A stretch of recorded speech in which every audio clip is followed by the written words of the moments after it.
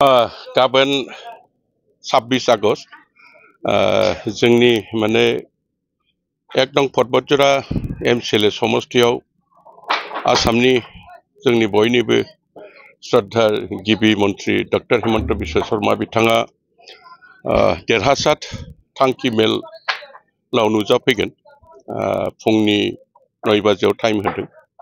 जों आसा खालामदों जोंनि बे पर्बतजरा ओनसोलाव खमसे खम जोंनि कार्यकर्ता आरो बीजेपी को मोजां मोनग्रा 9,000निफ्राय 10,000सो मानसिया बेहाय जमा जागोन बेखौ जों आसा खालामदों।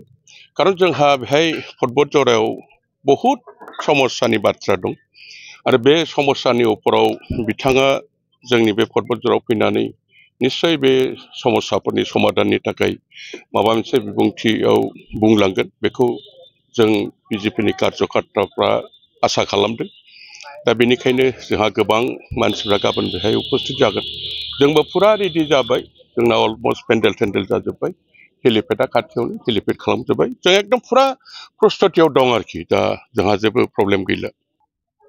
मथा-मथिथ' फैगोनानो फुङावनो फैखागोन, फुङावनो माने साखापारानि बिथोराव मा होदों, साखापारानि बिथोरावथ' बयबो फैगोन, गावबा गाव गारि लानानै फैगोन, बेहाय साखापारानि बाथ्रा गैया। जोंहा कार्यकर्ता दंखायो बुथ हिसाबै, प्रत्येकटा बुथ प्रेसिडेन्टखौ अर्डार होबाय जे नोंथांमोनहा गावबा गाव बुथनिफ्राय खमसे खम 50निफ्राय 70 जन करि मानसि लानानै फैनांगौ।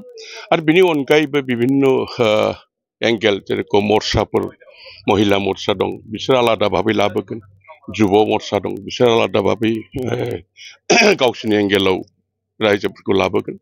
गतिके बिदियैनो टोटाल 9निफ्राय 10,000सिम बेहाय जमा जागोन बेखौ जों आसा खालामो।